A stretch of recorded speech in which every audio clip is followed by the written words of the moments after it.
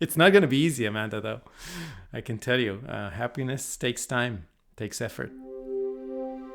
Did you ever have a moment when you were heading down some path and you knew you were going to take a turn, make a change, head in a new direction? That's what I feel like today. Here's me earlier. Live from the street near my house. I'm Amanda Maxim. This is Happiest Man Alive. I'm out on a walk working on this podcast. I like to walk because it's my time to think about whatever I want. Right now, I can't stop thinking about the man who called me, the alleged happiest man alive. I've been listening to our last conversation on my headphones while I'm out. He says achieving a state of happiness is like getting to the moon. To get to the moon requires two things. First, you have to understand the physics of spaceflight, and second, you have to have the engineering talent to pull it off. He says happiness is the same way. The right philosophical principles are like the physics, and the engineering? Well, that's where he comes in.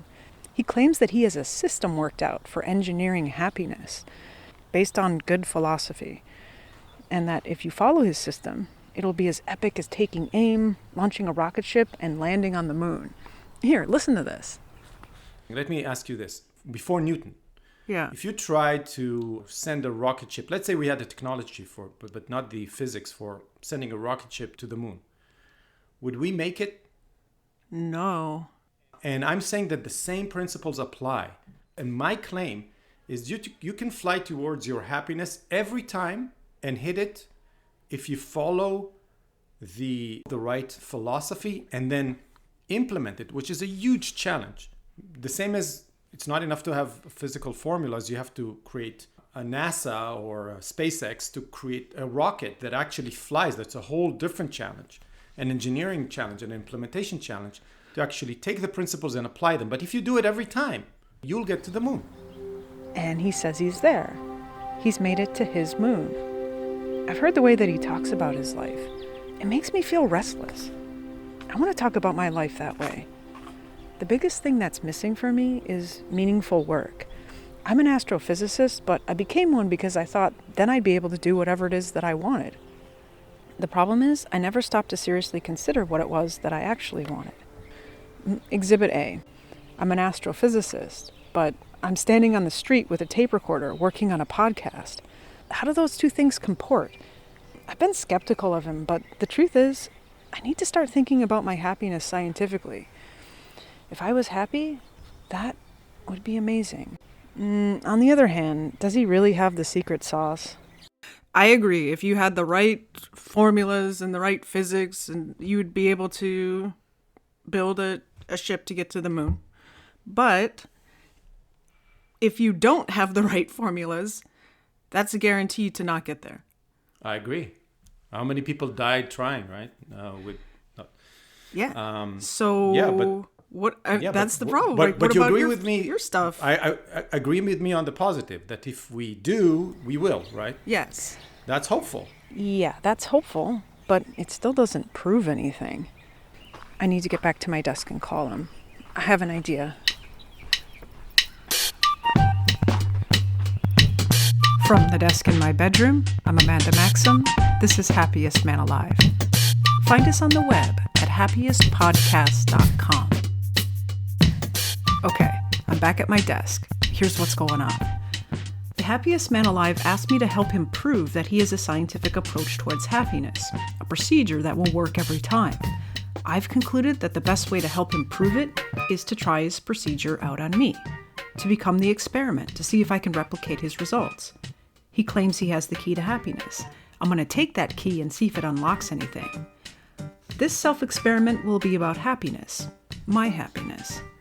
I think he could be for real, so I'm going to call him and propose that I become the experiment. I'm going to be the evidence of whether his system works or not. I'm about to take things in a new direction with him, and I don't know what he's going to say. Okay. What's going on? I'm actually feeling pretty nervous about talking to you. Are you dumping me? No. No? Okay. I'm relieved. You ever known you had something to say, but you didn't really want to say it because you knew it would probably change everything, and so you just try to delay the moment? Yeah, for sure. I've been there many times. I go on and say it, see what happens. And it's kind of serious. So Now I'm gonna sit down. Okay.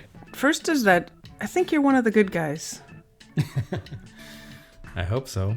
Yeah. And so I think I should help you. I asked you, what should I do if the real happiest man alive called me? And you said, ask him to prove it, right? Mm-hmm. If you're talking about like happiness, it's not just some game of chess where we're going to be able to work it out on a piece of paper. Right. I can continue to tell your story. It's a really great story, but I don't think it's going to prove anything. Yeah, I think you're right. I told you I have this mass in my chest that needs to get out, and I agree with you. Just telling my story won't cut it. I think people who are listening need to grasp it in a way that really, hopefully, will impact their lives.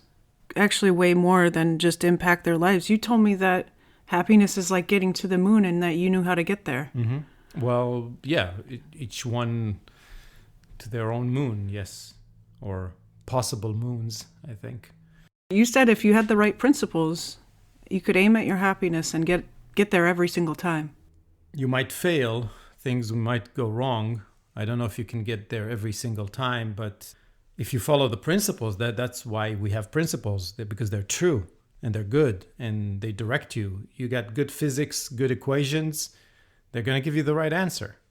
Now, are you going to build the right spaceship? It's going to blow up maybe, from time to time because you didn't think about everything? For sure. Life is complicated. The principles are a prerequisite to get there, to build a life, to shoot for the moon. If what you say is true and you really want my help to prove it, I'm going to help you. That's the good news. But Yeah. But we're going to do it my way. Okay. So basically what I'm going to do is try it out. I'm going to try to get to the moon myself. Great approach. Ask the happiest man alive to prove, and I can prove it to you by you trying it out. It's not going to be easy, Amanda, though. I can tell you, happiness takes time, takes effort. Well, it's not going to be easy for you either. There's this saying, it's called, I'm doing you the favor of taking you seriously. Yeah, I expected nothing less. You said you have a method for reverse engineering happiness. Yeah. I'm going to stress test the shit out of your idea. Okay, let's do it. Well, first, I think we should understand it. First, let's learn the physics and then start building something. Yeah, I was thinking about that. Every time I talk to you, I feel like I ask you, what do you mean when you say you're the happiest man alive? I tried thinking about it. Well, maybe he's trying to rank himself, but I don't think that's it. I'm ranking myself against the other lives I could be living, parallel universes, and I'm in a very, very good universe.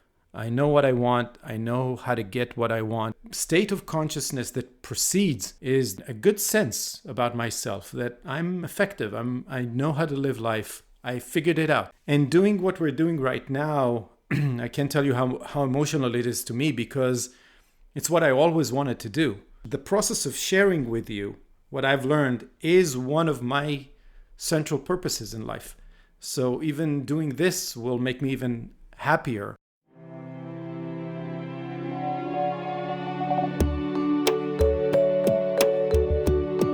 Great, the Amanda experiment is officially on.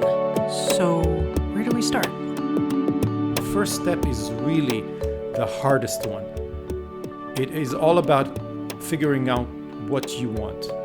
And it's so damn hard to figure out exactly what you want, because it requires so much introspection and so much accumulation and condensation of knowledge that people can't even imagine what a happy version of them would look like.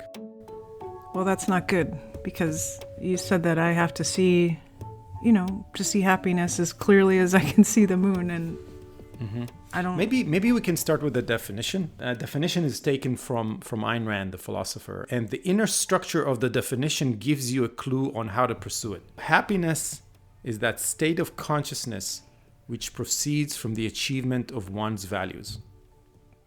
We have to read this definition backwards in order to get it in the right order, because happiness comes last. So the structure should be values. We define values. We go pursue them, try to achieve them, and then the outcome of that process is a state of consciousness, a prolonged state of consciousness that we call happiness. And it's so true because happiness has prerequisites. One, know what you want. You see, so this is the beginning of the first step that we're in right now. We're just starting to discuss it. Yeah, well, and I'm already becoming like super overwhelmed. So what's the first? I'm like the astronaut. I want to try on my boots or something. Exactly. So let's go back to the beginning of this conversation. Well, first, I'm delighted that you want to do this. I'm excited. You can easily get overwhelmed, and I can tell you it took me years.